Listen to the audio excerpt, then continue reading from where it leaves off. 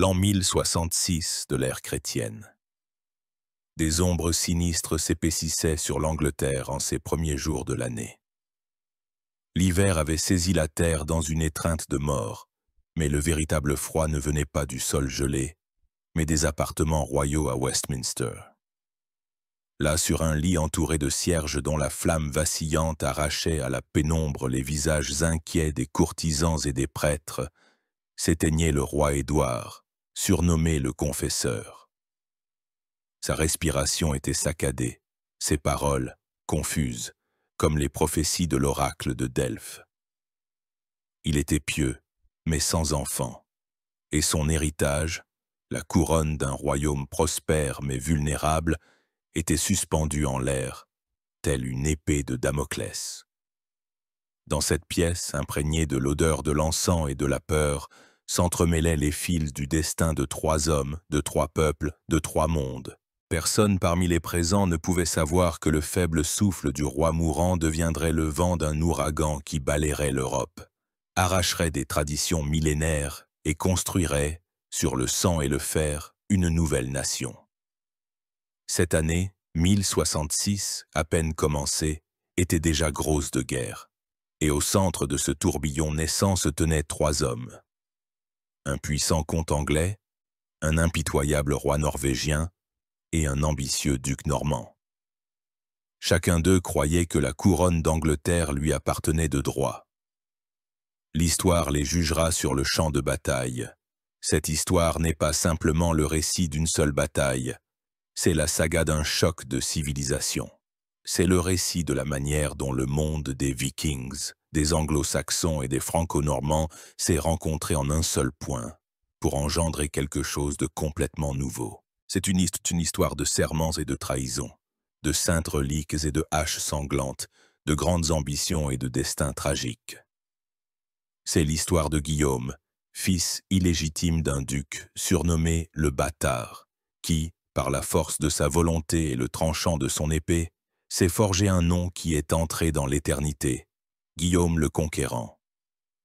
Pour comprendre l'ampleur de son exploit, nous devons descendre dans les profondeurs du temps et voir le monde tel qu'il était au milieu du XIe siècle, un monde au seuil de grands changements. Avant de tourner notre regard de l'autre côté de la Manche, sur le continent où se forgeait le caractère du futur conquérant, il est nécessaire de comprendre ce que représentait cette terre qui devint l'objet de sa passion indomptable. L'Angleterre du milieu du XIe siècle n'était pas une lointaine contrée sauvage d'Europe. Au contraire, c'était l'un des États les plus riches, les mieux organisés et les plus culturellement développés de son temps. Un prix précieux pour lequel il valait la peine de se battre à mort. Les racines de l'Angleterre anglo-saxonne remontaient au temps brumeux de la chute de l'Empire romain, lorsque les tribus germaniques des Angles, des Saxons et des Jutes traversèrent la mer et repoussèrent les Celtes bretons vers les confins occidentaux de l'île.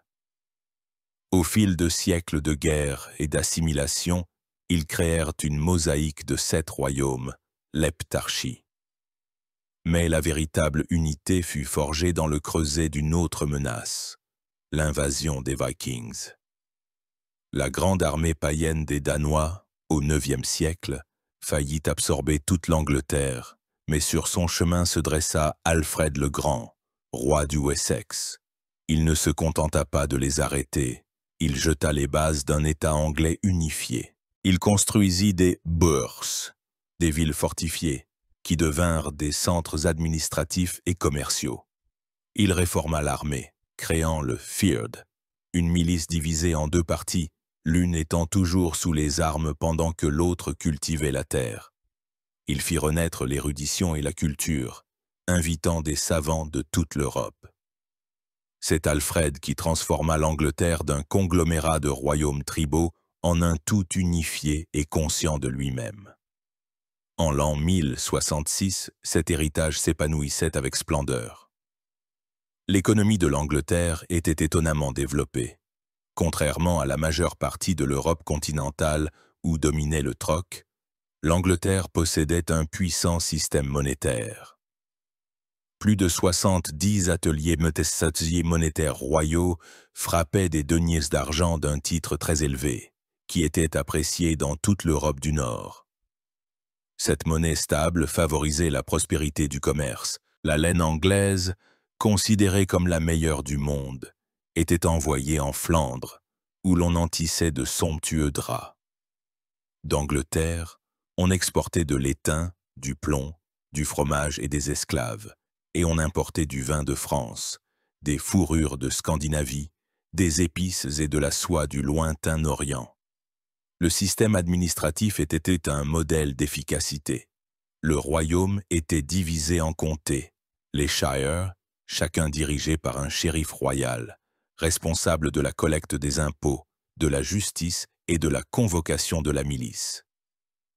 Ce système permettait de percevoir d'énormes revenus, faisant du roi d'Angleterre l'un des monarques les plus riches d'Europe. La structure sociale était complexe et hiérarchisée. Au sommet se trouvait le roi, dont le pouvoir n'était cependant pas absolu.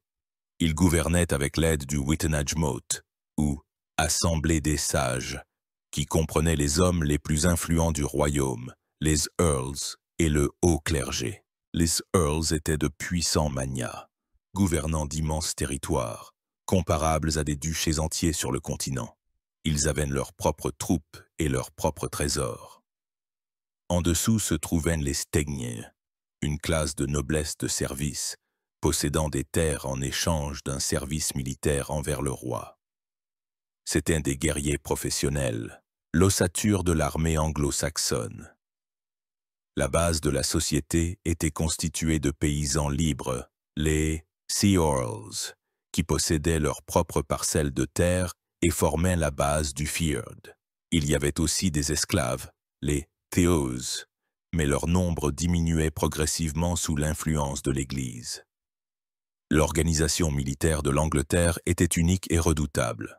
Son noyau était formé par les Housecarls, la garde royale d'élite, introduite par le roi danois Knut le Grand, qui régna sur l'Angleterre au début du XIe siècle. C'étaient des guerriers professionnels, armés jusqu'aux dents, dont l'arme principale était l'énorme hache danoise à 2 mains, capable d'un seul coup de fendre à la fois un bouclier et un casque. Ils combattaient à pied, formant un mur de boucliers inébranlable, une formation dense qu'il était presque impossible de percer par une charge de cavalerie. Cette élite était soutenue par le Fyrd, une milice composée de Theggins et de Ceorls. Bien que le Fyrd fût moins professionnel, ces guerriers étaient des défenseurs courageux et dévoués de leur terre. L'Angleterre possédait également une flotte puissante, capable de contrôler les eaux côtières et de repousser les raids vikings. La vie culturelle n'était pas moins riche. La littérature anglo-saxonne en vieil anglais était l'une des plus développées d'Europe.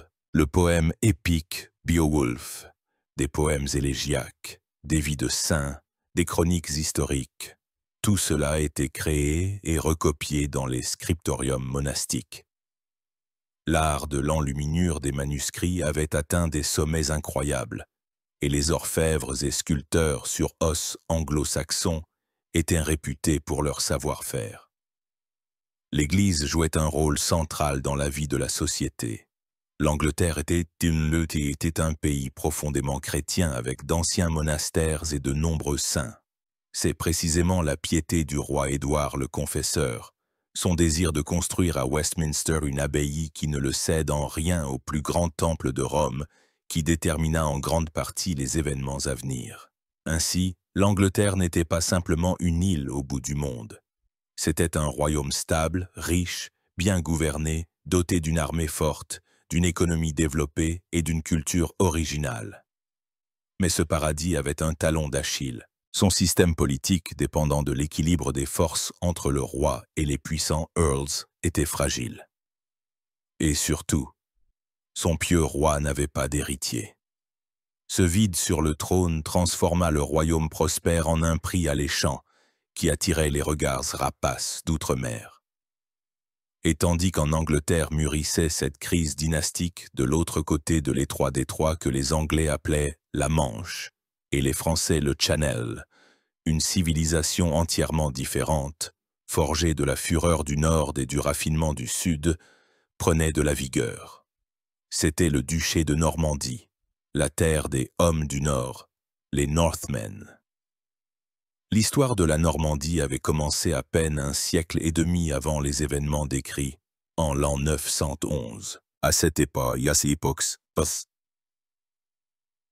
des hordes de Vikings, sous la conduite du puissant chef Rollon, également connu sous le nom de Rolf le Marcheur, ainsi surnommé pour sa taille immense qui empêchait tout cheval de le porter, terrorisaient la côte nord du royaume des Francs. Ils brûlaient les villes, pillaient les monastères et n'épargnaient personne sur leur passage. Le roi du royaume de Francie occidentale, Charles III le Simple, incapable de les vaincre par la force, fit un pas sans précédent. Il proposa un marché à Rollon. Le Viking recevait en fief de vastes terres à l'embouchure de la Seine, se reconnaissait vassal du roi de France, se convertissait au christianisme et s'engageait à défendre le royaume contre les raids d'autres Vikings. La légende raconte que lorsqu'on proposa à Rollon de baiser le pied du roi en signe d'allégeance vassale, le fier Viking refusa et ordonna à l'un de ses guerriers de le faire. Celui-ci, sans se courber, saisit le pied royal et le leva si haut à ses lèvres que Charles le Simple bascula de son trône sous les éclats de rire des barbares. Cette anecdote, bien que fictive, reflète parfaitement l'essence du caractère normand. Ils adoptèrent la Landkins, la langue française, les lois françaises, la religion française et les coutumes féodales françaises, mais ils le firent à leurs propres conditions. Ils cessèrent d'être des Vikings, mais conservèrent leur énergie indomptable, leur bellicosité, leur soif de gloire et de richesse. Ils devinrent les Normands, le peuple le plus dynamique et agressif de l'Europe du XIe siècle. En un siècle et demi, ils transformèrent une terre dévastée en l'un des États féodaux les plus puissants et les mieux organisés. Contrairement à la structure lâche de l'Angleterre anglo-saxonne, où le pouvoir des Earls défiait celui du roi, la Normandie était un modèle de gouvernement féodal centralisé. Le duc était le maître absolu de ses terres. Il distribuait des terres à ses barons, mais exigeait d'eux un service militaire strict et ne leur permettait pas de construire des châteaux sans son autorisation. Ce système rigide permettait au duc de mobiliser en un temps record une armée immense et disciplinée. C'est précisément l'armée qui fut la principale réalisation et le principal instrument des Normands. Ils portèrent à la perfection l'art de la guerre. Leur principale force de frappe était la cavalerie chevaleresque lourdement armée. Le chevalier normand était une véritable machine à tuer. Enveloppé dans une cotte de mailles, le haubert, de la tête aux pieds, coiffé d'un haut heaume conique avec un nasal protégeant le visage, il montait un cheval de guerre spécialement entraîné. D'une main, il tenait un long écu en forme de goutte d'eau, et de l'autre, une lance, qu'il avait appris à coincer sous son aisselle, transformant toute la masse du cavalier et du cheval en un seul choc de bélier. Ce choc était capable de percer n'importe quelle ligne d'infanterie, y compris le fameux mur de boucliers anglo-saxons. En plus des chevaliers, l'armée normande comprenait de grands contingents d'archers, dont les flèches pouvaient désorganiser les rangs ennemis avant l'attaque décisive, et une infanterie composée de mercenaires et de miliciens. Une autre clé de leur succès était la construction de châteaux. Ce sont précisément les Normands qui répandirent dans toute l'Europe la technologie de construction de châteaux de type motte et basse-cour. C'était une construction simple mais géniale. On élevait une haute butte artificielle, la motte, au sommet de laquelle on érigeait une tour en bois puis en pierre, le donjon. Au pied de la butte se trouvait une cour clôturée, la basse-cour, où se trouvaient les bâtiments de service. Un tel château pouvait être construit en quelques semaines et devenait un point d'appui contrôlant toute la région.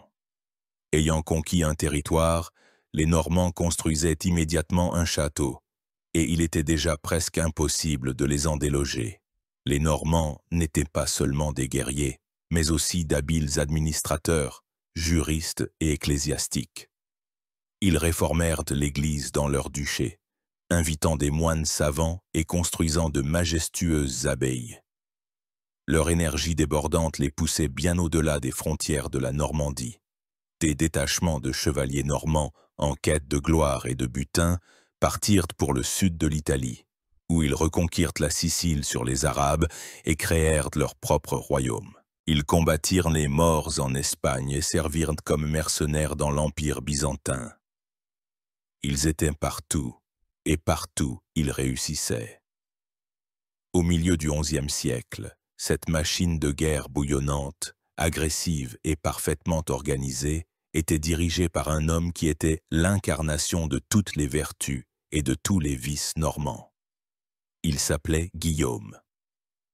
Tandis que les grandes puissances de l'époque, le Saint-Empire romain germanique, la France, l'Angleterre, vivaient leur vie, au cœur de la Normandie, au château de Falaise, grandissait un garçon destiné à redessiner la carte de l'Europe. Son chemin vers le pouvoir ne fut pas seulement difficile, il fut pavé de sang, de trahison et d'une lutte constante pour la survie. Il s'appelait Guillaume, et la tâche de sa naissance devint sa plus grande force. Il naquit vers l'an 1028. Son père était Robert Thuyer, duc de Normandie, et sa mère, Herléva, fille d'un simple tanneur de la ville de Falaise. Robert n'était pas marié à Herléva, ce qui faisait de Guillaume un enfant illégitime, un bâtard. À cette époque, c'était une tare sérieuse pour la réputation, et les ennemis de Guillaume, jusqu'à la fin de ses jours, l'appelleront avec mépris Guillaume le bâtard. La légende raconte que lorsque Herléva était enceinte, elle rêva qu'un immense arbre sortait de son ventre et couvrait de ses branches la Normandie et l'Angleterre. Une autre légende raconte que Guillaume nouveau-né, posé sur de la paille par terre, serra dans ses petits poings des brassées de cette paille avec une telle force qu'on ne pouvait les lui faire lâcher. La sage-femme y vit un présage. Cet enfant a déjà commencé à prendre dès sa naissance.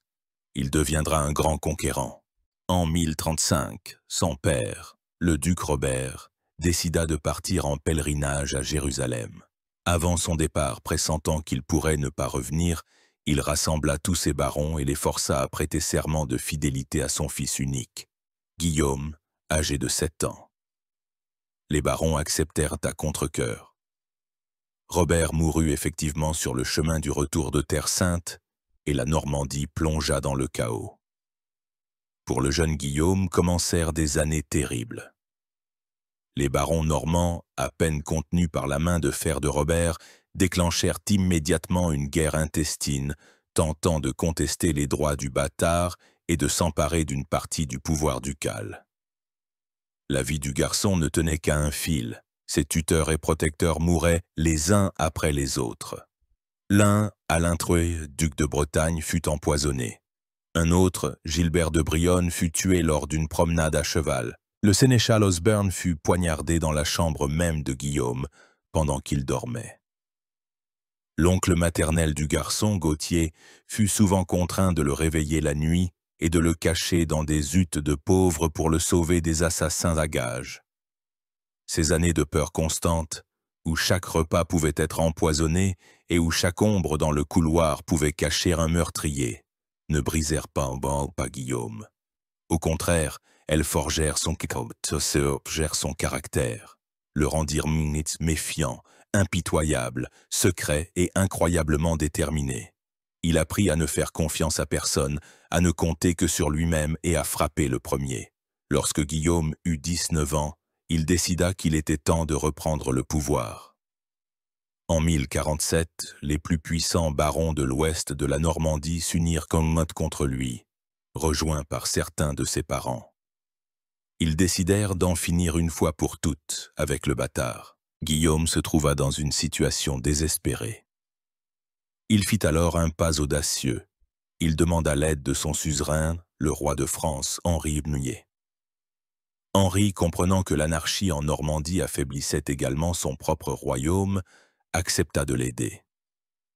La bataille décisive eut lieu dans la vallée du Valais d'Une. l'armée de Guillaume et du roi Henri affronta l'armée des barons rebelles. La bataille fut grosse. Guillaume combattit au premier rang, comme un simple chevalier. Le chroniqueur raconte qu'il renversa personnellement de son cheval et faillit tuer l'un des chefs des rebelles. Son courage et son talent militaire lui apportèrent une victoire complète. Après la bataille du Valais du Nez, personne en Normandie n'osa plus ouvertement défier son autorité. Il punit cruellement les rebelles, confisquant leurs terres et détruisant leurs châteaux. Il devint le maître à part entière de son duché. Un jour, assiégeant la ville d'Alençon, les défenseurs suspendirent au mur des pots de bœuf crus et crièrent un « Du travail pour le tanneur !» se moquant des origines de sa mère. Guillaume jura par un serment terrible qu'il les traiterait comme un boucher traite un arbre. Ayant pris la ville, il ordonna de saisir 32 notables de la ville, de leur couper les mains et les pieds et de jeter ces restes ensanglantés par-dessus les murs dans le château qui ne s'était pas encore rendu. L'horreur que provoqua cet acte força les défenseurs à capituler immédiatement. Cet épisode démontre de manière frappante la cruauté glaciale dont Guillaume était capable pour atteindre ses objectifs. Au cours des années suivantes, il renforça son pouvoir.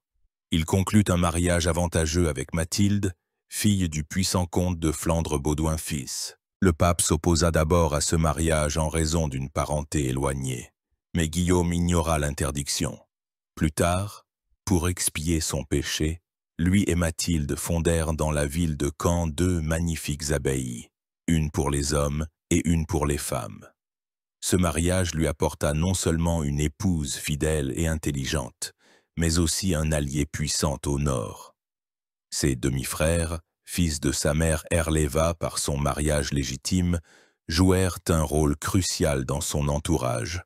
Odon, que Guillaume fit évêque de Bayeux, et Robert, qui devint comte de Mortain. Odon était un homme d'une énergie indomptable, plus guerrier que prêtre, avide, ambitieux, mais fanatiquement dévoué à son demi-frère. Il deviendra l'un des principaux piliers de Saint-Dion de la conquête. Vers les années 1060, Guillaume était à l'apogée de sa puissance.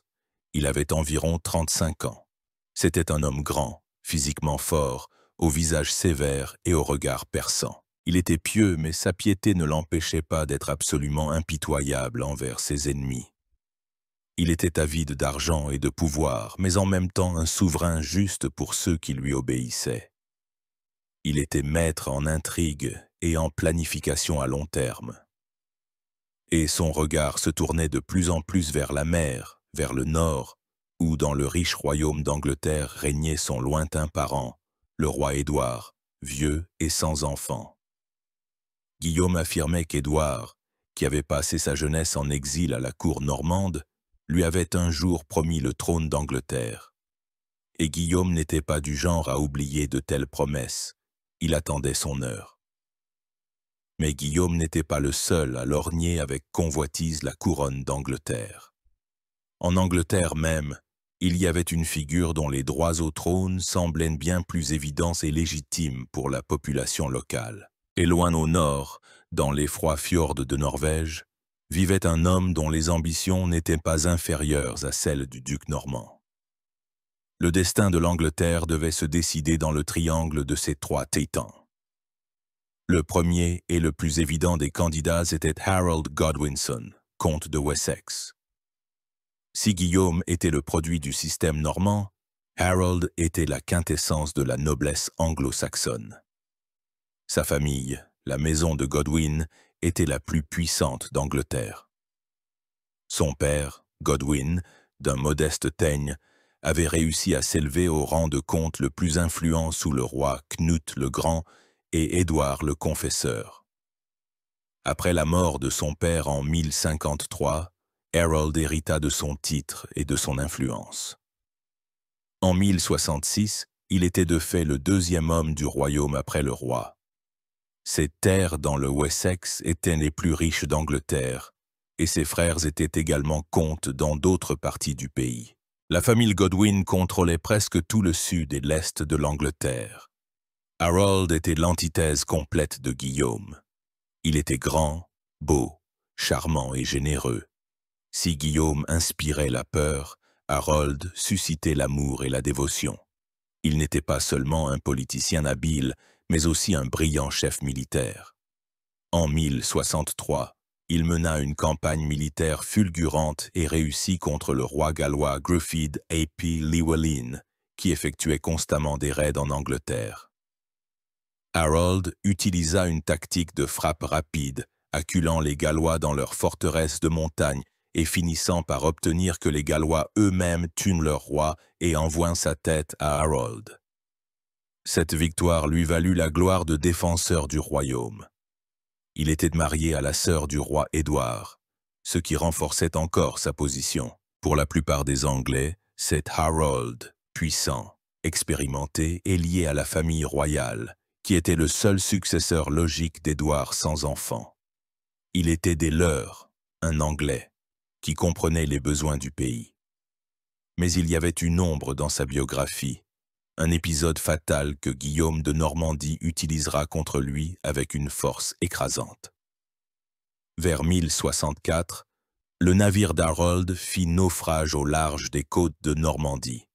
Il tomba aux mains du comte local, mais Guillaume le racheta et le reçut avec de grands honneurs à sa cour. Cependant, cet honneur était un piège. Guillaume força Harold à lui prêter un serment de fidélité.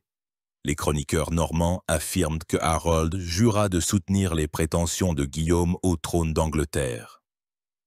Pour rendre le serment inviolable, Guillaume, selon eux, eut recours à une ruse. Il fit apporter 2 grands coffres, sur lesquels Harold prononça les paroles du serment. Et après cela, il ordonna d'ouvrir les coffres, qui, à l'horreur d'Harold, se révélèrent être remplis jusqu'au bord des reliques les plus saintes de toute la Normandie. Un serment prêté sur des reliques saintes était considéré à l'époque comme absolument sacré, et sa violation était le plus grave des péchés, un parjure. Les sources anglaises soit passent cela sous silence, soit disent que le serment fut arraché par la force et n'avait aucune valeur légale. Mais pour Guillaume, cela n'avait pas d'importance. Il avait acquis une arme de propagande des plus puissantes. Le 3e prétendant au trône était un homme qui semblait venir d'une autre époque, plus ancienne et plus féroce. Il s'appelait Harald Sigurdsson, roi de Norvège, plus connu sous le surnom de Hardrada, ce qui signifie le souverain dur ou le gouvernant impitoyable. Son histoire était une véritable saga. Dans sa jeunesse, il avait dû fuir la Norvège après que son demi-frère, le roi Olaf le Saint, eût été tué au combat. Harald trouva refuge à Kiev, à la cour du grand prince Yaroslav le Sage, où il servit dans sa Drujina. De là, il se rendit à Constantinople, capitale de l'Empire byzantin, et entra au service de la célèbre garde Vareg, un corps d'élite de mercenaires, garde du corps de l'empereur byzantin. Pendant 10 ans, Harald combattit pour l'Empire en Bulgarie, en Sicile, en Asie mineure. Il se rendit célèbre par son courage, sa ruse et sa cruauté. Il amassa des richesses incalculables en pillant les ennemis et en participant aux intrigues de palais. Les légendes racontent ses exploits incroyables et ses évasions audacieuses de captivité. Finalement, devenu l'un des guerriers les plus riches et les plus célèbres de son temps, il retourna en Norvège. Avec l'aide de l'or accumulé et de sa redoutable réputation, il força son neveu, alors roi de Norvège, à faire de lui son co-souverain, et après sa mort, il devint roi unique. Harald Hardrada était l'incarnation de l'esprit viking. Grand, de près de 2 mètres, il était un guerrier impitoyable et un souverain ambitieux. Ses prétentions au trône d'Angleterre étaient les plus faibles d'un point de vue juridique. Il les fondait sur un ancien traité entre son prédécesseur et le roi danois qui avait régné sur l'Angleterre avant Édouard. Mais pour Hardrada, l'argument principal n'était pas la jurisprudence, mais la force. Il se considérait comme l'héritier des grands rois vikings, tels que Knut le Grand, qui avait régné sur un empire de la mer du Nord comprenant le Danemark, la Norvège et l'Angleterre. Il rêvait de restaurer cet empire, et il avait un allié inattendu, Tostig Godwinson, le propre frère d'Harold. Tostig avait été comte de Northumbrie, mais son règne avait été si cruel et injuste que les gens du Nord s'étaient révoltés et l'avaient chassé. Harold, cherchant à préserver l'unité du royaume, avait soutenu la décision des gens du Nord, ce que Tostig considéra comme une trahison. Poussé par une soif de vengeance, il tenta d'abord de trouver un allié en Guillaume, mais finit par se rendre en Norvège et persuada Hardrada que l'Angleterre était prête à tomber entre ses mains comme une pomme mûre. Ainsi, au début de l'an 1066, la scène était prête. 3 grands guerriers, 3 chefs ambitieux, chacun avec son armée, son histoire et sa vérité, se préparaient à s'affronter pour le plus riche butin d'Europe. Le roi Édouard mourant avait peut-être murmuré le nom d'Harold sur son lit de mort, mais l'écho de ses anciennes promesses à Guillaume résonnait déjà de l'autre côté de la Manche, et du nord approchait l'ombre des Drakkar du dernier grand viking. L'année des 3 rois commençait. Le cosmos lui-même semblait annoncer de grands bouleversements. Le 5 janvier 1066, le roi Édouard le Confesseur rendit l'âme. Presque aussitôt, en violation de toutes les traditions qui exigeaient un long deuil, le Witenagemot se réunit et proclama Harold Godwinson nouveau roi d'Angleterre.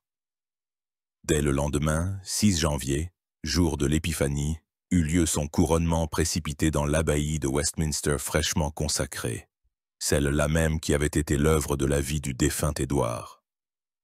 Cet acte était une démonstration de force et de détermination.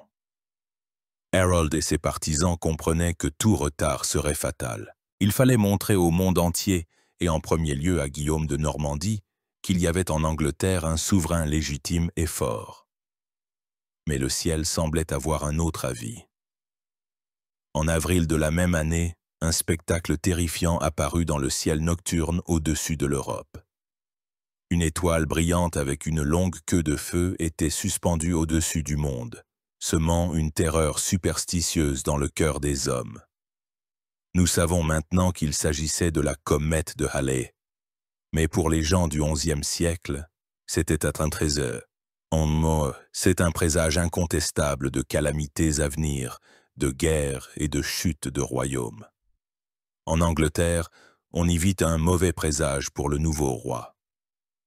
Sur la célèbre tapisserie de Bayeux, qui raconte ces événements, on voit des gens montrant avec effroi la comète, et à côté, dans ses appartements, un fantôme apparaît au roi Harold, prédisant sa mort. La nouvelle de la mort d'Édouard et du couronnement d'Harold parvint en Normandie, alors que le duc Guillaume chassait dans ses forêts près de Rouen.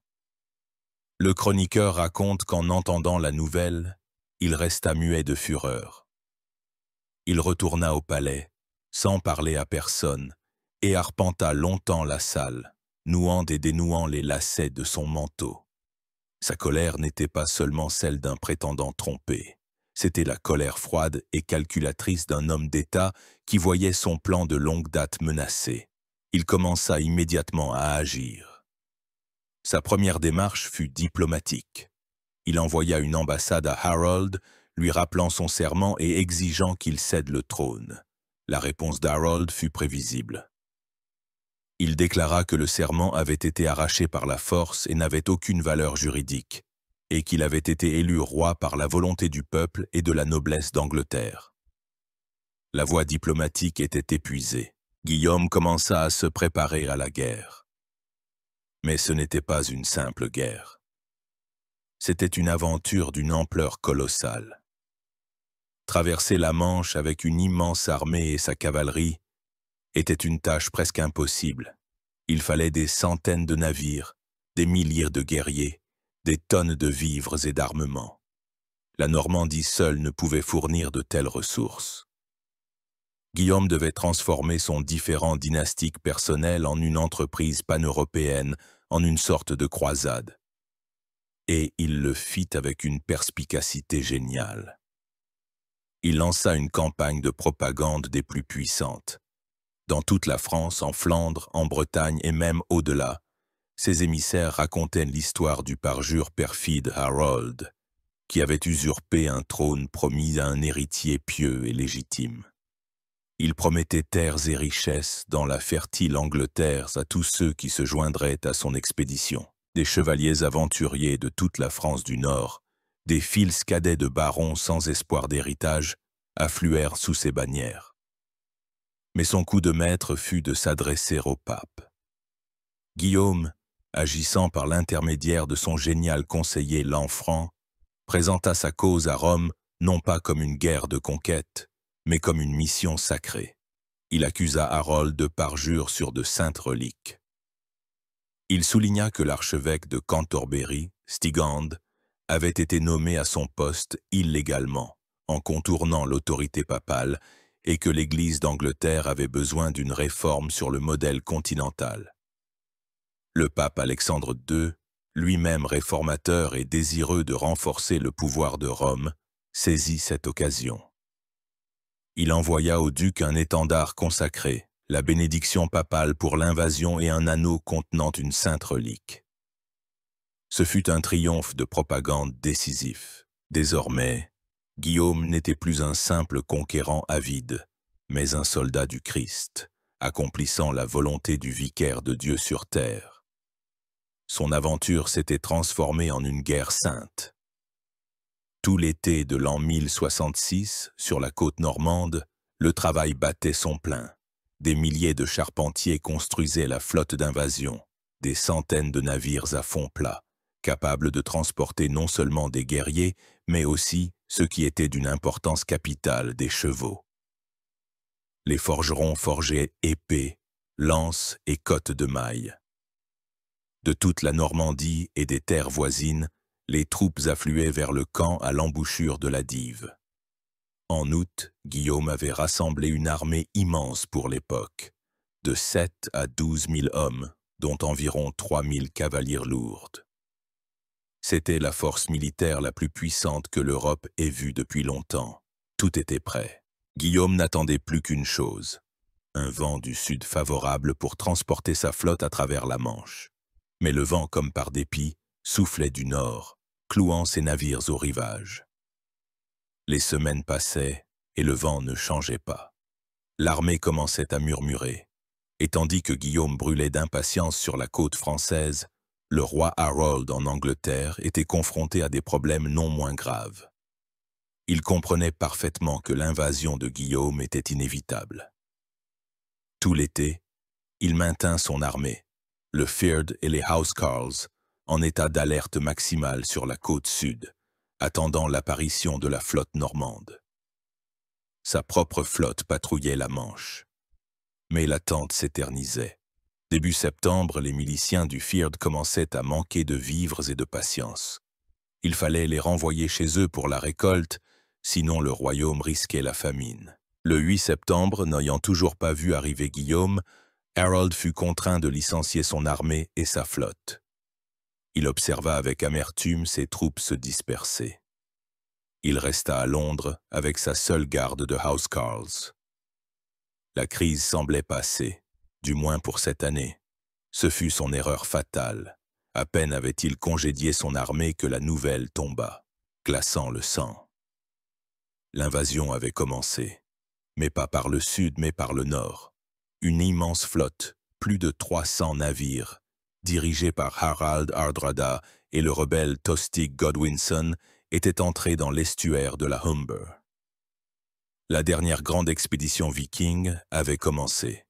Les Norvégiens agirent rapidement et cruellement. Ils pillèrent la côte et marchèrent sur York, la capitale du Nord. Les comtes locaux, Edwin et Morcar, sortirent à leur rencontre avec leurs milices. Le 20 septembre, près de Fulford Gate, non loin de York, une bataille eut lieu. Les Anglais se battirent courageusement, mais contre les vétérans aguerris de Hardrada, ils n'avaient aucune chance. L'armée des comtes du Nord fut complètement écrasée. York se rendit à la merci du vainqueur. Il semblait que tout le nord de l'Angleterre était aux pieds du roi norvégien. Lorsque la nouvelle de la déroute de Fulford parvint à Harold à Londres, Il fit preuve de cette énergie et de cette détermination incroyable qui faisaient de lui un grand chef. Il n'attendit pas de rassembler une nouvelle grande armée. Il comprit qu'il ne fallait pas tarder. Avec ses fidèles housecarls et les Thegn qu'il put rapidement rassembler en chemin, il effectua l'une des marches forcées les plus célèbres de l'histoire militaire. En 4 jours, son armée parcourut près de 300 kilomètres de Londres à York, un exploit incroyable pour une armée de fantassins à l'époque. Le 25 septembre, 5 jours seulement après la bataille de Fulford, l'armée d'Harold apparut soudainement près du camp norvégien. Hardrada et ses guerriers furent pris par surprise. Ils ne s'attendaient pas à voir le roi anglais si tôt. La plupart de leur armée se reposait dans le camp près des navires. Beaucoup n'avaient même pas revêtu leurs armures, profitant d'une chaude journée d'automne. Hardrada, avec une partie de ses troupes, se trouvait près d'un pont sur la rivière Derwent, à un endroit appelé Stamford Bridge, attendant l'arrivée des otages de York. Voyant l'armée approcher, les Norvégiens pensèrent d'abord qu'il s'agissait des otages promis. Mais lorsque, sous le soleil matinal, des milliers de casques et de pointes de lance se mirent à briller, ils comprirent leur erreur. Une bataille désespérée commença. Les Norvégiens, couvrant la retraite des forces principales, tentèrent de tenir l'étroit pont de bois. Une légende, rapportée dans les sagas scandinaves, raconte l'histoire d'un guerrier norvégien berserker gigantesque qui tint seul le pont contre toute l'armée anglaise. Il abattait de sa hache énorme tous ceux qui tentaient de passer et, selon la tradition, tua 40 Anglais.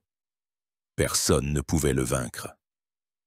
Alors, un soldat anglais ingénieux passa sous le pont dans une barque et frappa le géant par en dessous avec sa lance, à travers les planches du tablier.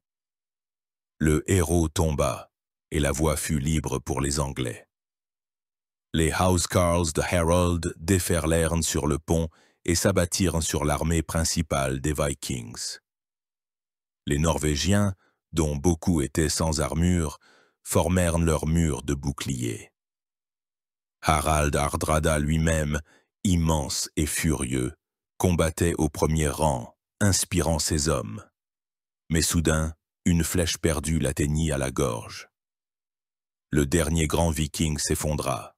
Après sa mort, la bataille se transforma en un massacre. Les Anglais, se vengeant de la défaite de Fulford, n'épargnèrent personne. Le soir, presque toute l'armée norvégienne était anéantie.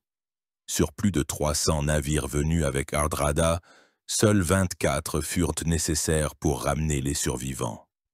Avec Hardrada, périt également le traître Tostig. Harold avait remporté une victoire totale et écrasante. Il avait sauvé l'Angleterre de la menace du Nord. Il était à l'apogée de sa gloire, mais il ne savait pas qu'au moment même où il célébrait sa victoire, ce même vent du Nord qu'il avait tant redouté s'était enfin calmé. 3 jours à peine après le triomphe d'Harold à Stamford Bridge, le 28 septembre 1066, le vent tourna sur la Manche. Pour Guillaume, ce fut un signe du ciel. Sans perdre un instant, il ordonna l'embarquement. Toute la nuit, son immense flotte, environ 700 navires, traversa le détroit. Le navire amiral de Guillaume, le Morat, donne de sa femme Mathilde, portait à son mât l'étendard papal consacré. Le lendemain matin, 29 septembre, l'armée normande débarqua sans coup férir sur la côte anglaise, dans la baie de Pevensey, sur la côte du Sussex. La flotte anglaise était partie, l'armée était au nord, la côte sud était sans défense. La légende raconte qu'en descendant à terre, Guillaume trébucha et tomba le visage dans le sable. Ses chevaliers, horrifiés, se figèrent, y voyant un mauvais présage. Mais Guillaume ne perdit pas contenance.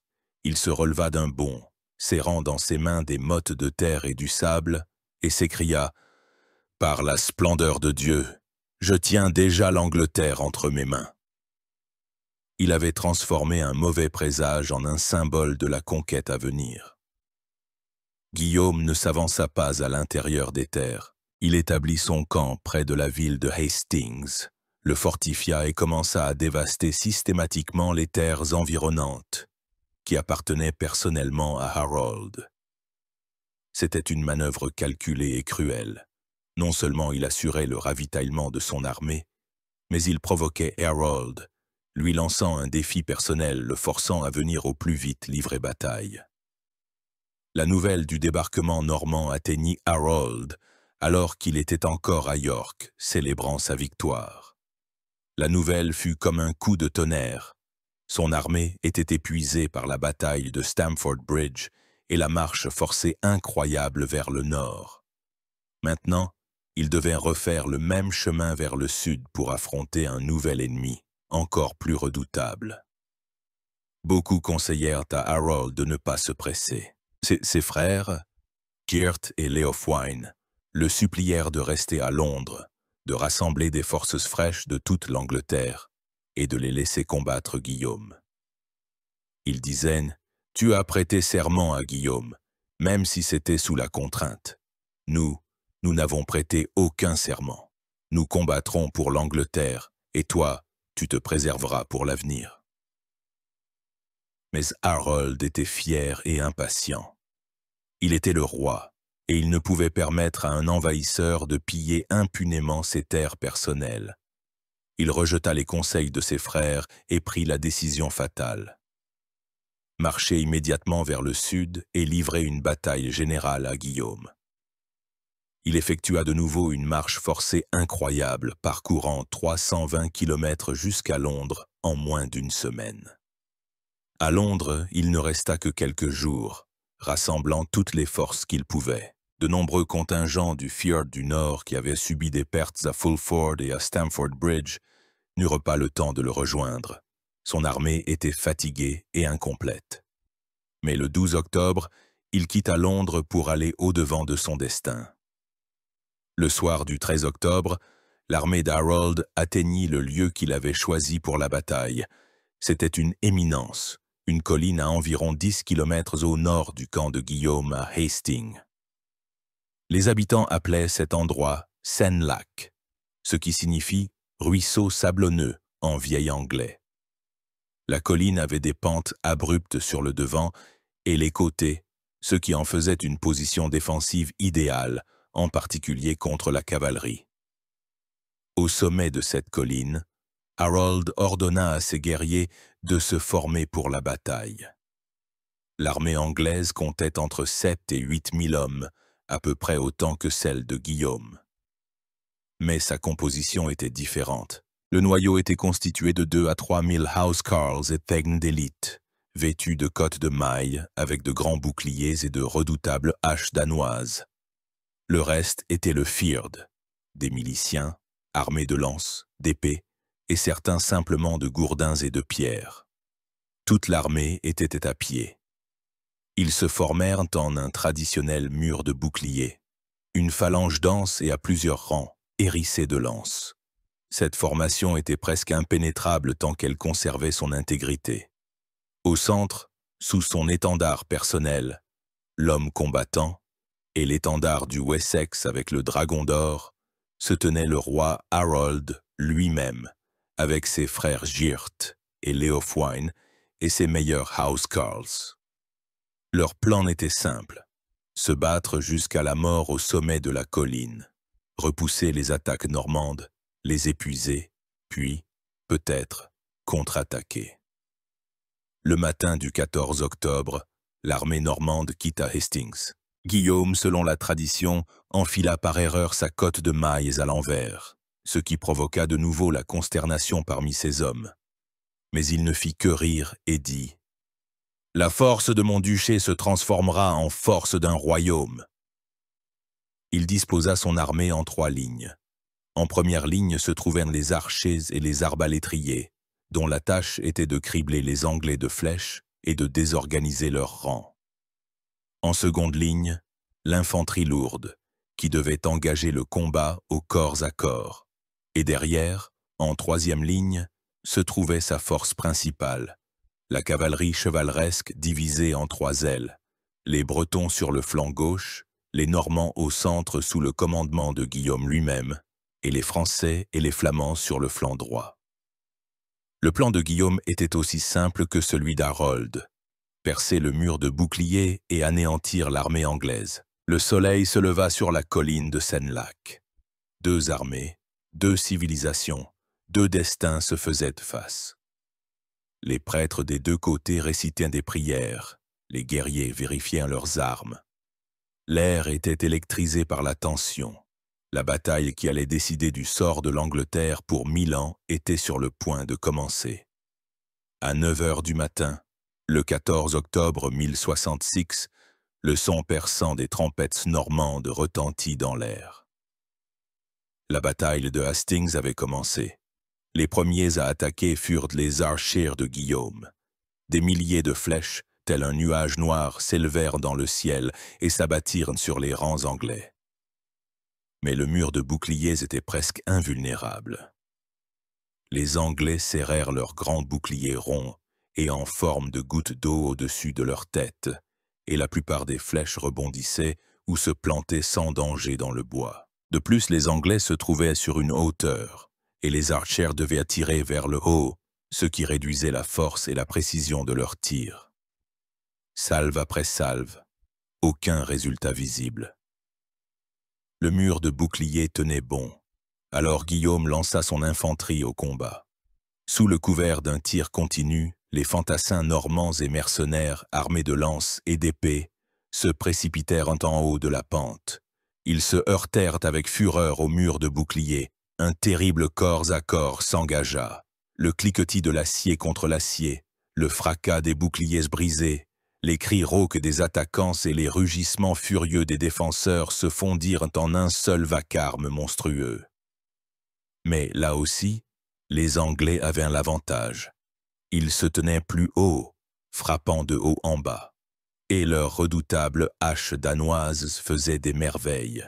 Un seul coup d'une telle hache, porté par un housecarl puissant, pouvait fendre en deux un cavalier et son cheval. L'infanterie normande subit des pertes effroyables.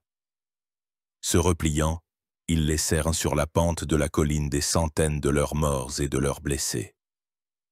Ce fut le tour de l'atout maître de Guillaume, la cavalerie chevaleresque. Éperonnant leurs chevaux, les chevaliers se lancèrent à l'assaut. La terre tremblait sous les sabots de milliers de destriers de combat. C'était un spectacle terrifiant, mais lui aussi se brisa contre le mur de boucliers inébranlables. Les chevaux reculaient devant la muraille dense de lances et de haches. Les chevaliers, ne parvenant pas à prendre assez de vitesse dans la montée, ne pouvaient porter leur fameux coup de choc. Les Anglais, quant à eux, immobiles, piquaient les chevaux et désarçonnaient les cavaliers pour les achever au sol. L'attaque s'enlisa. Sur le flanc gauche, où attaquaient les Bretons, se produisit un événement qui faillit être catastrophique pour Guillaume. Ne supportant pas la résistance acharnée, les Bretons fléchirent et s'enfuirent en bas de la pente. Voyant cela, une partie des Anglais sur le flanc droit, principalement des miliciens inexpérimentés du Fyrd, désobéirent à l'ordre d'Harold de ne pas quitter leur position. Enivrés par le succès, ils se lancèrent en criant à la poursuite des fuyards. Ce fut une erreur fatale. À ce moment critique, une rumeur panique parcourut les rangs normands. « Le duc est tué !» Guillaume, voyant que son armée était au bord de la déroute complète, accomplit un autre acte de bravoure personnelle. Il arracha son casque pour que tout voie son visage et galopa le long de ses rangs en criant « Regardez-moi, je suis vivant, et avec l'aide de Dieu, je remporterai encore la victoire !» Voyant leur chef vivant, les Normands reprirent courage. Guillaume mena personnellement la contre-attaque contre les Anglais qui étaient imprudemment descendus de la colline. Se retrouvant en terrain plat, loin du salutaire mur de boucliers, ils furent encerclés et complètement anéantis par la cavalerie chevaleresque. Mais cette catastrophe locale apprit à Guillaume quelque chose d'important. Il vit la faiblesse des Anglais. leur indiscipline et leur tendance à poursuivre un ennemi en retraite, et il décida de transformer cette faiblesse en sa tactique. Au cours des heures suivantes, les Normands répétèrent sans cesse la même manœuvre. Leurs chevaliers attaquaient le mur de boucliers, combattaient brièvement, puis simulaient une fuite panique. Et à chaque fois, malgré les cris et les ordres d'Harold, des groupes isolés d'Anglais se détachaient et se lançaient à leur poursuite, tombant dans le même piège. En terrain plat, ils étaient encerclés et exterminés par la cavalerie normande. Ce fut une guerre d'usure cruelle. Lentement mais sûrement, le mur de boucliers fondait. Il tenait toujours, mais des brèches y apparaissaient, qu'il fallait combler en déplaçant des guerriers d'autres secteurs. La bataille durait depuis plus de 6 heures. Les hommes étaient épuisés. Les pentes de la colline étaient couvertes de corps d'hommes et de chevaux. À un moment donné, les frères d'Harold, Geert et Leofwine tombèrent au combat. Ils s'étaient battus comme des lions au pied de la colline et furent tués, ce qui porta un coup dur aux Anglais et personnellement au roi. Mais Harold continua de se battre, debout près de son étendard, inspirant les guerriers restants. Vers le soir, alors que le soleil déclinait déjà, Guillaume comprit qu'il fallait tenter quelque chose de décisif. Il ordonna de nouveau à ses archers d'ouvrir le feu, mais cette fois-ci, il leur donna un autre ordre. Tirer non pas en tir direct, mais en cloche, afin que les flèches tombent sur les Anglais par le haut, les frappant au visage et au cou non protégé. Cette tactique se révéla efficace. Le mur de bouclier ne pouvait protéger d'un tel tir. Les Anglais subissaient des pertes et étaient en proie à la confusion. C'est à ce moment, sous une pluie de flèches, que se produisit l'épisode décisif de la bataille. Ce qui arriva exactement au roi Harold, les historiens en débattent encore. La version normande, représentée sur la tapisserie de Bayeux, veut qu'une flèche perdue l'ait atteinte à l'œil. Sur la broderie, nous voyons une figure avec l'inscription « Le roi Harold est tué », qui se tient l'œil, transpercé par une flèche. D'autres sources, y compris des sources ultérieures, affirment qu'il ne fut pas tué par une flèche, mais qu'il fut attaqué par un groupe de chevaliers normands qui avaient percé jusqu'à l'étendard royal. Ils l'auraient abattu à coups d'épée, lui infligeant de terribles blessures. Il est possible que les deux versions soient vraies. Blessé à l'œil par une flèche, il aurait été achevé par les chevaliers. Quoi qu'il en soit, avec la mort du roi s'effondra aussi le moral de l'armée anglaise. Le mur de bouclier, qui avait tenu 9 longues heures, se brisa enfin. La mort du chef, la fatigue et la terreur firent leur œuvre. La bataille se transforma en un massacre. Les housecarls, fidèles à leur serment, défendirent jusqu'au bout le corps de leur roi, mais ils furent tous massacrés. Les restes du Fyrd s'enfuirent sous le couvert de l'obscurité naissante, poursuivis de près par la cavalerie normande. La bataille de Hastings était terminée. Guillaume de Normandie avait remporté la victoire. Le lendemain, Guillaume ordonna d'enterrer ses morts. Les corps des Anglais furent laissés sur le champ de bataille aux pilleurs et aux bêtes sauvages. Selon la tradition, la mère d'Harold, Gita, offrit à Guillaume pour le corps de son fils son poids en or. Mais Guillaume refusa, déclarant que celui qui avait violé un serment sacré ne méritait pas une sépulture chrétienne. Le corps du roi était si mutilé que seule sa concubine, Édith, au col de cygne, put l'identifier grâce à certains signes secrets connus d'elle seule. Selon une version, il fut secrètement enterré dans l'église qu'il avait fondée à Waltham. Selon une autre, il fut simplement jeté d'une falaise dans la mer. L'Angleterre se retrouva sans roi. La route de Londres était ouverte. La victoire de Hastings ne signifia pas la conquête immédiate de toute l'Angleterre. Ce ne fut que la première bataille, bien que décisive. L'élite anglaise, y compris les comtes survivants Edwin et Morcar, ainsi que les archevêques, se rassembla à Londres. Ils n'avaient pas l'intention de se rendre. Ils proclamèrent nouveau roi Edgar Atheling, le jeune petit-neveu d'Édouard le Confesseur, dernier représentant de l'ancienne dynastie du Wessex. Mais Edgar était jeune, faible, et n'avait aucun pouvoir réel.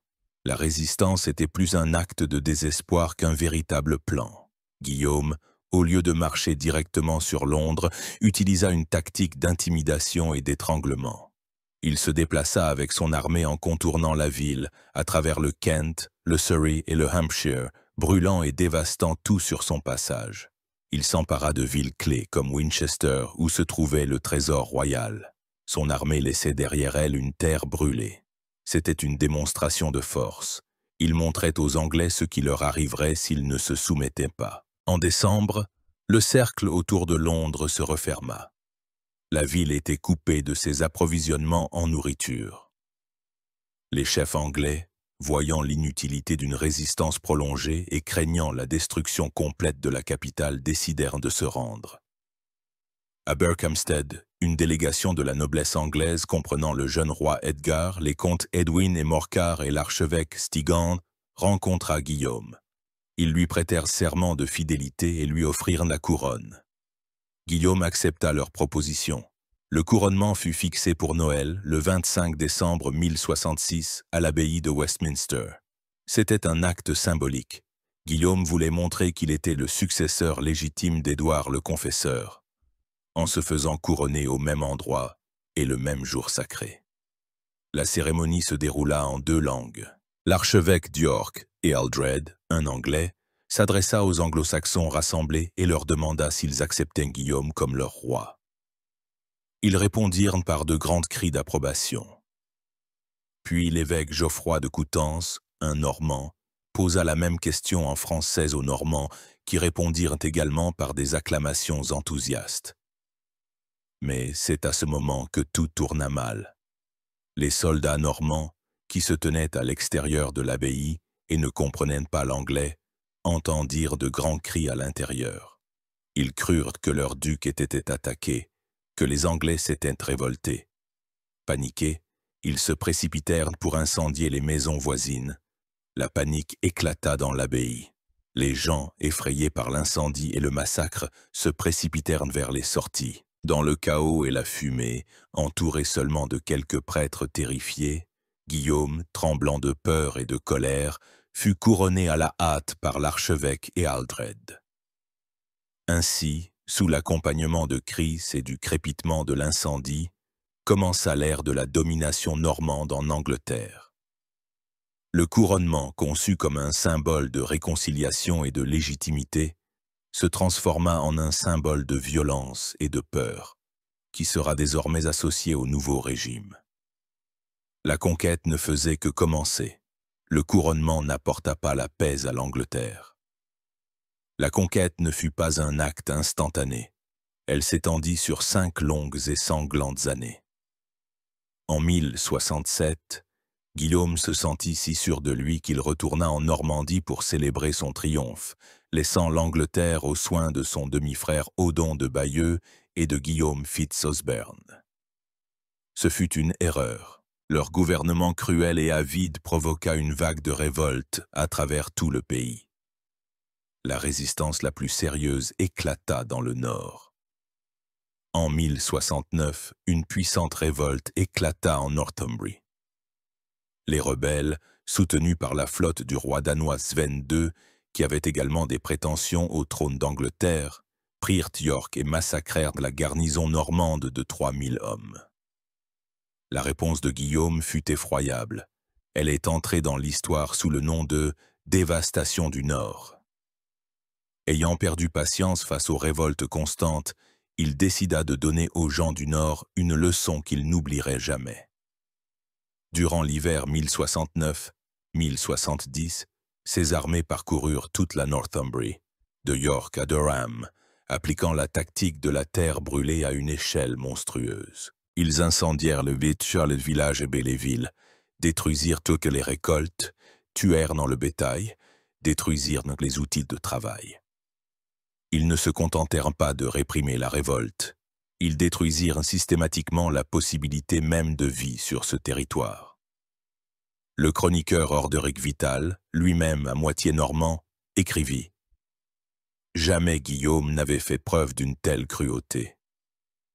Dans sa colère, il ordonna de détruire toutes les récoltes et tous les troupeaux, tous les outils et toutes les provisions. Plus de 100 000 personnes, hommes, femmes et enfants, périrent de faim. La terre fut si dévastée que, selon les chroniqueurs, elle resta un désert inhabité pendant de nombreuses années. Ce fut un acte de génocide qui brisa à jamais la volonté de résistance du Nord. Mais même après cela, des foyers de désobéissance subsistaient. Le dernier bastion de la liberté anglo-saxonne devint l'île d'Ely, dans la région marécageuse des Fins. Tous les mécontents s'y rassemblèrent, et ils furent dirigés par un teigne légendaire nommé Hereward l'Exilé. Pendant un an, Hereward et ses hommes, utilisant leur excellente connaissance du terrain, menèrent une guérilla contre les Normands, effectuant des raids audacieux. Guillaume dut rassembler des forces énormes et construire une digue de 2 miles à travers les marais pour atteindre les rebelles. En 1071, la forteresse tomba. Le sort de Hereward lui-même est inconnu. Selon certaines légendes, il périt. Selon d'autres, il s'enfuit et continua la lutte. Mais avec la chute d'Ely, la résistance anglo-saxonne organisée fut brisée. Pour maintenir le pays conquis dans la soumission, Guillaume lança un programme grandiose de construction de châteaux. Dans toute l'Angleterre, comme des champignons après la pluie, surgirent des châteaux normands de type motte et basse-cour. Ils furent construits à des points stratégiquement importants. La tour de Londres, les châteaux de Winchester, de Norwich, de York. Tous furent fondés dans les premières années du règne de Guillaume. Ces châteaux n'étaient pas de simples ouvrages défensifs. Ils étaient les symboles du nouveau pouvoir, des points de pierre tenant en respect la population soumise. De ces châteaux, les seigneurs normands gouvernaient leurs nouvelles possessions. Parallèlement à la construction des châteaux, un autre changement non moins important se produisit, le remplacement complet de la classe dirigeante. Guillaume confisqua systématiquement les terres de la noblesse anglo-saxonne et les distribua à ses compagnons normands, français et flamands. À la fin de son règne, presque toutes les terres d'Angleterre appartenaient à seulement quelques centaines de barons normands. Les steigns anglo-saxons avaient soit péri au combat, soit avaient été dépossédés de tout et étaient devenus des exilés ou de petits tenanciers. Toute l'élite de la société, laïque et ecclésiastique, devint francophone. Le sommet du génie administratif de Guillaume et le symbole du contrôle total sur le nouveau pays fut la création du Livre du Jugement dernier, connu sous le nom de Domesday Book, en 1086. Préoccupé de ne pas connaître les ressources exactes de son royaume et désireux de collecter les impôts le plus efficacement possible, Guillaume ordonna un recensement général des terres.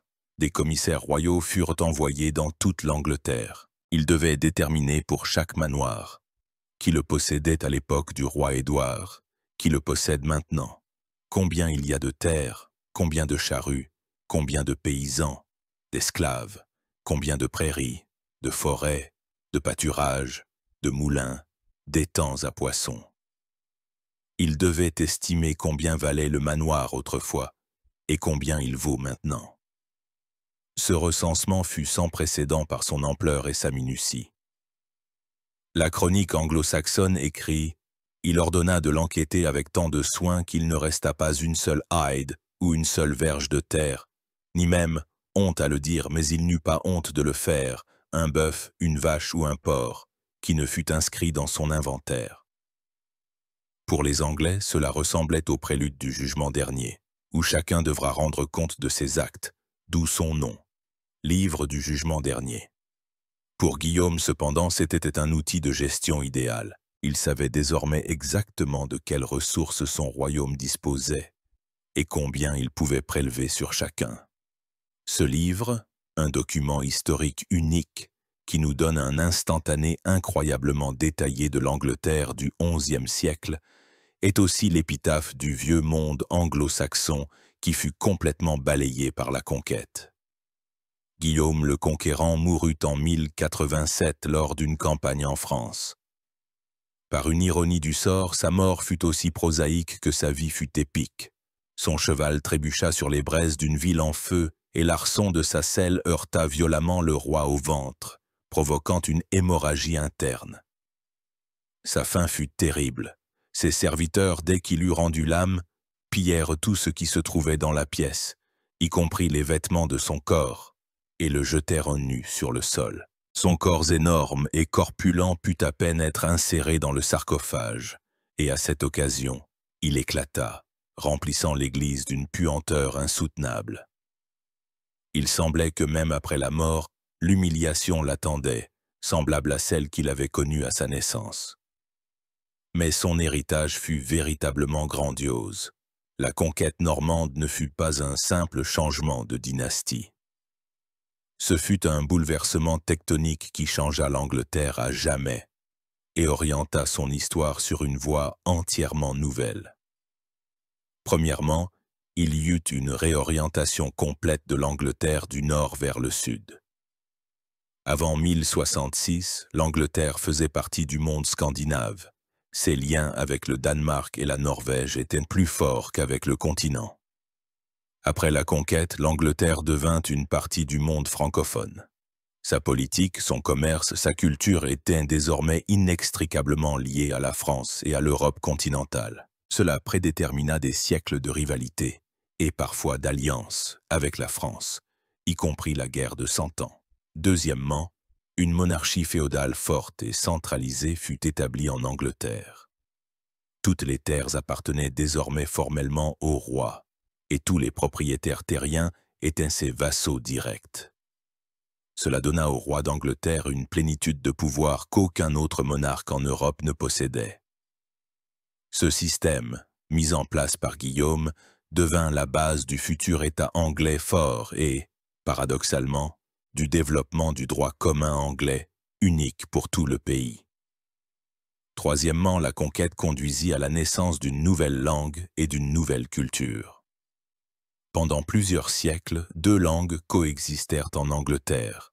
L'élite dirigeante parlait le dialecte anglo-normand du français, et le peuple simple, le vieil anglais. Progressivement, ces deux langues fusionnèrent pour donner naissance au moyen anglais, l'ancêtre direct de l'anglais moderne.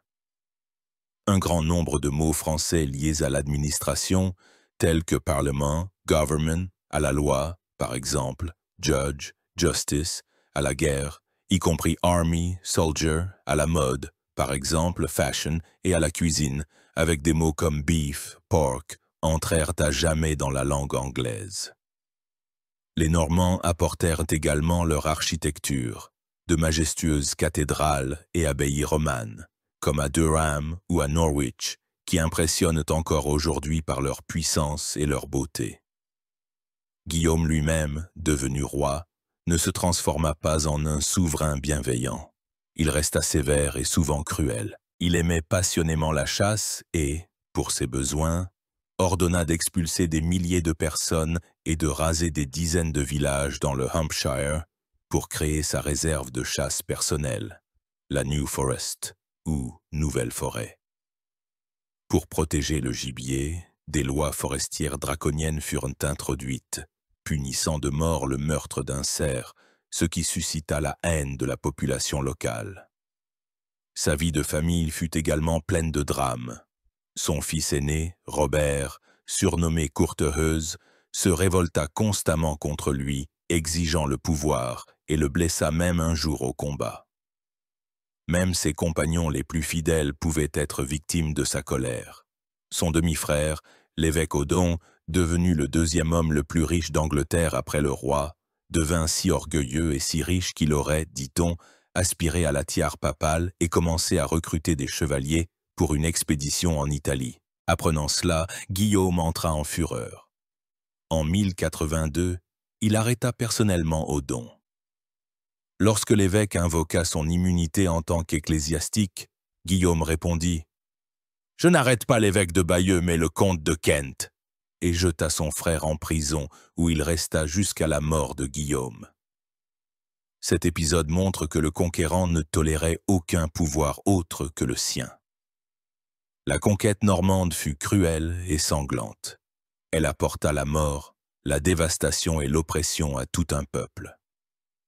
L'ancienne aristocratie anglo-saxonne fut anéantie, et les paysans libres furent en grande partie asservis. Mais de ce feu et de cette violence, du choc de deux mondes, naquit une nouvelle nation. Une nation dans laquelle la ténacité anglo-saxonne et l'amour de la liberté se combinèrent avec l'énergie normande, les capacités d'organisation et l'esprit guerrier. Cette nation construisit le plus grand empire de l'histoire et exerça une influence énorme sur le monde entier. Et au centre de ce drame historique grandiose se dresse la figure de Guillaume, le bâtard, le duc, le conquérant. Il fut un tyran impitoyable, mais en même temps un souverain et un général de génie. Poussé par des ambitions insatiables, il ne recula devant rien pour atteindre son but.